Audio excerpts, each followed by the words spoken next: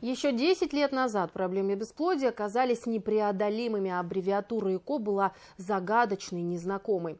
Но за последние годы эта ситуация изменилась, и материнство счастливое, да и отцовство тоже стало гораздо более реальным. Давайте поговорим сегодня об этом в программе «Интервью». Здравствуйте, я представляю гостя в студии Алия Каримова, репродуктолог, онколог. Алия Ураловна, здравствуйте. Здравствуйте. Вы знаете, давайте начнем с того, что для ЭКО прошли вообще вот эти вот темные времена, когда их боялись и говорили: о, ЭКО, нет, и так далее. Вам часто по-прежнему приходится объяснять, что на самом деле это шанс стать родителями? Темные времена для ЭКО, конечно, уже прошли. В современном обществе люди теперь не так остро реагируют на проведение ЭКО, и вообще ЭКО для них становится практически единственным способом рождения ребенка, поэтому сейчас не так остро реагируют и обсуждают эту тему. Но заблуждения, страхи, мифы об ЭКО все-таки они сохраняются, и приходится пациентам объяснять, что это не так страшно, как описывается, например, в интернетах. Вот. На самом деле эти времена проходят, и слава богу. Люди проще, люди легче идут на эти программы, потому что иногда это остается единственным вариантом для рождения ребенка. И медицина не стоит на месте. Сейчас ЭКО становится более успешным, более эффективным, более безопасным методом. О мифах, касающихся ЭКО, мы еще с вами обязательно поговорим, но вы и сами прошли процедуру ЭКО. Ну, то есть вы стали мамой благодаря именно искусственному оплодотворению, будем прямо говорить. И вы этого не скрываете, хотя многие родители об этом не говорят, уж врачи тем более. Вот вам это как-то помогает в работе или наоборот мешает? Вы пациентам об этом говорите? Мой личный опыт, он все-таки помогает пациентам вдохновиться, мотивироваться моей историей. И несмотря на такой долгий путь к материнству, успех меня ждал в конце. Поэтому я считаю, что мой личный опыт помогает пациентам лучше мне понимать их чувства и переживания. Если не секрет, с какой попытки? С 4-й попытки я стала мамой. 4 программы ЭКО. И, наверное, самый частый вопрос, который задают мамам, женщинам, которые стали мамами: а когда второй? Да, задают этот вопрос, но в шуточной форме говорю, что пока не время. Оно наступит. Алия Ураловна, и к вам приезжают пары со всей страны. Даже, я бы сказала, приезжают не только со всей страны, но и из-за рубежа. И вы всегда позиционируете, что вы никогда не отказываетесь, вы никогда никому, практически никогда не говорите «нет». Беретесь даже за самые безнадежные случаи. А вот есть все-таки пары, которых вы разворачиваете и говорите «нет». Есть пары, с которыми мы не достигли успеха. Есть такие пациенты, которые прошли огонь и воду не только со мной, но и с другими докторами и остаются без успеха. Да? И такие пациенты есть, их очень мало, они единичные, но я скажу, что нет безвыходных ситуаций. Есть программы, донорские программы, есть программы суррогатного материнства. Я всегда говорю, что в ЭКО без детей не уходят. Здесь единственный аспект – это психологический фактор пациента, готов он или не готов. Есть пациенты, которые не готовы менять что-то, и они, к сожалению, останавливаются. Вот вы говорите, что из ЭКО без детей не уходят, но ведь процент, поправьте, если я не права, именно успеха ЭКО – это 35. Это 35, есть и выше процент успеха в программах криопереноса, где эффективность больше 50%. Но есть те программы, в которых нужно что-то менять, или половые клетки, например, брать донорские программы, либо нет условий для вынашивания беременности, это суррогатное материнство. Одно из показаний к суррогатному материнству является множество неуспешных программ ЭКО, там, где вариант суррогатного материнства остается единственным вариантом – родить своего генетического ребенка.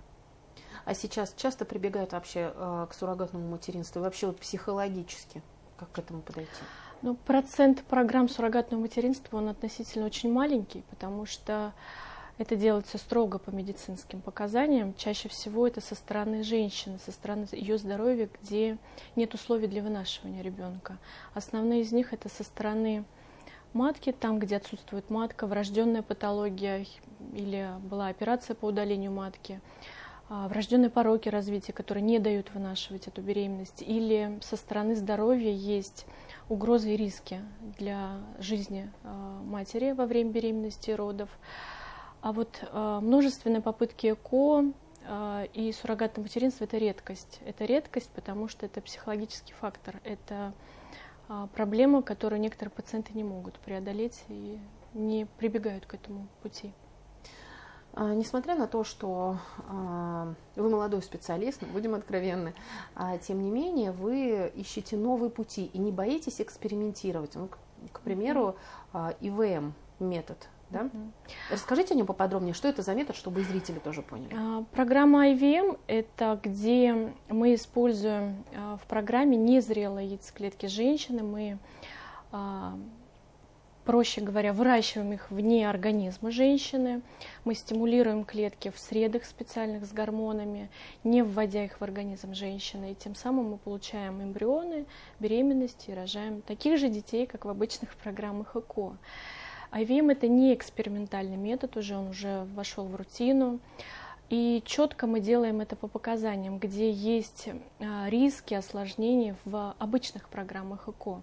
Например, у женщин с поликистозом яичников у них очень огромный риск осложнений в программах ЭКО в виде гиперстимуляции. IVM нам помогает их избежать. Есть ситуации, где нельзя стимулировать женщину гормональными препаратами, а IVM как раз-таки наш запасной круг. Там, где мы можем получить, например, у онкологических пациентов клетки без введения гормонов, потому что это самый огромный страх у этих пациентов.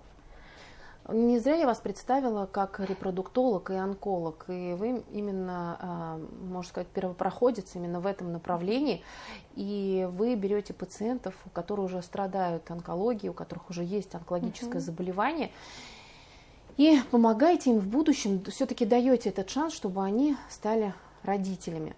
Вот в какой момент нужно понимать, вообще многие ли врачи в курсе о том, что если этот молодой пациент, а рак сейчас, к сожалению, молодеет, вот в какой момент нужно к вам прийти? Что нужно сделать для того, чтобы все же сохранить этот шанс? Эта область онкофертильностью называется, да, когда мы пытаемся сохранить генетический материал пациентов до начала гонотоксической процедуры химиотерапии, лучевой терапии или хирургии. Здесь важно начать заморозку материала до начала химии и лучевой терапии, потому что после мы уже не можем гарантировать пациенту, что мы в будущем что-то сможем реализовать с этими клетками. Сейчас важно об этом говорить, потому что рак молодеет, как вы сказали, рак хорошо излечивается, эти пациенты возвращаются, у них выживаемость очень огромная, и они хотят жить такой же полноценной жизнью с детьми, с семьями полноценными. И, к сожалению, те пациенты, которые уже прошли эту терапию, они имеют менее эффективные результаты в ЭКО, поэтому это важно сделать до начала терапии. У вас уже есть вот такие пациенты, которые перебороли рак и уже стали родителями? Да, у меня на практике уже есть такие пациенты, которые самостоятельно выносили беременность и родили. Есть пациенты, которые с помощью суррогатного материнства уже испытали счастье материнства. Один из частых вопросов, который раньше обсуждался, а сейчас уже и обсуждать его, говорить о нем не имеет смысла, что проблемы бесплодия есть не только у женщин, но и у мужчин. Вот сейчас в период СВО, когда многие уходят и на спецоперацию, не увеличилось число семей, которые хотели бы заморозить, может быть, мужские клетки? В период проведения специальной военной операции этот вопрос о заморозке спермы стал, конечно, очень актуальным, потому что заморозка спермоматериала мужа позволяет нам сохранить его генетический материал. Это особенно важно для сохранения семей, где планируются дети, где планируется рождение детей. А так как вышли такие обстоятельства, что супруг уезжает, он может воспользоваться заморозкой. Это очень стандартная процедура, которая проводится за короткое время, за один день. Можно посетить клинику, заморозить материал. И этот материал может годами, десятилетиями храниться без урона на его качество. Алия Ураловна, очень многие акушер-гинекологи говорят о том, что если эко-беременность, то здесь именно процент невынашивания или преждевременных родов гораздо чаще, чем если бы это была естественная беременность. Что скажете? Скорее всего, это связано с тем, что беременность после ЭКО – это долгожданная, очень долгожданная, выстраданная беременность. И сказать, что беременность после ЭКО и без ЭКО не отличаются, нет, они одинаковые. Там же и там будут потери беременности, там и там могут произойти преждевременные роды.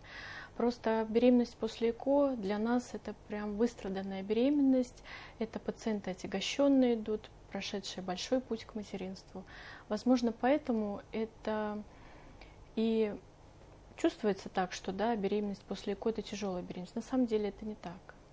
Ну и здесь, наверное, нужно, понятно, что есть же какие-то отклонения от здоровья, не просто так же у человека бесплодие, Да. просто здесь должно быть тщательное взаимодействие с врачом и с пациентом, чтобы эта беременность завершилась благополучно. Да, конечно, здесь должна быть заинтересованность у всех, и у пациента, и у врача, чтобы довести до логичного результата. Алия Ураловна, почему вы стали репродуктологом? Вы вообще из семейной династии врачей? Я вообще не из династии врачей. Я скажу так, что я первый врач в семье.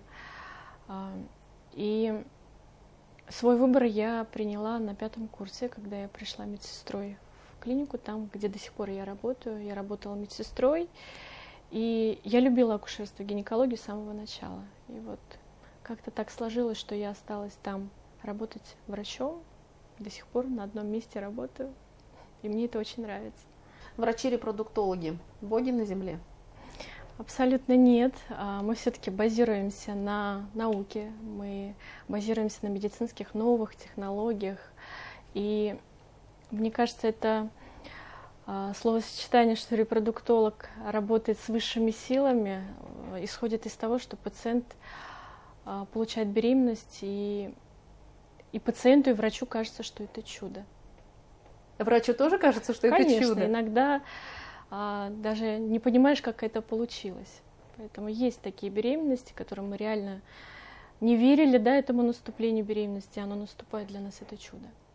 Вот как, где этот ключевой момент? Вроде бы и клетки здоровы, и все приготовили, и есть куда посадить это семя. Но вот где этот момент? Что нужно сделать для того, чтобы успех был, чтобы свершилось это чудо?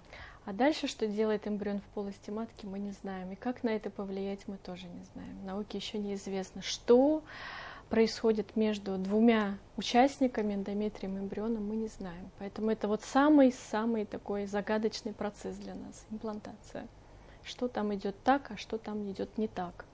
Как вы думаете, ученые близки к тому? Можно вообще вот когда-нибудь мы будем понимать, что там идет, что нужно сделать? Когда-нибудь мы, конечно, поймем и разгадаем.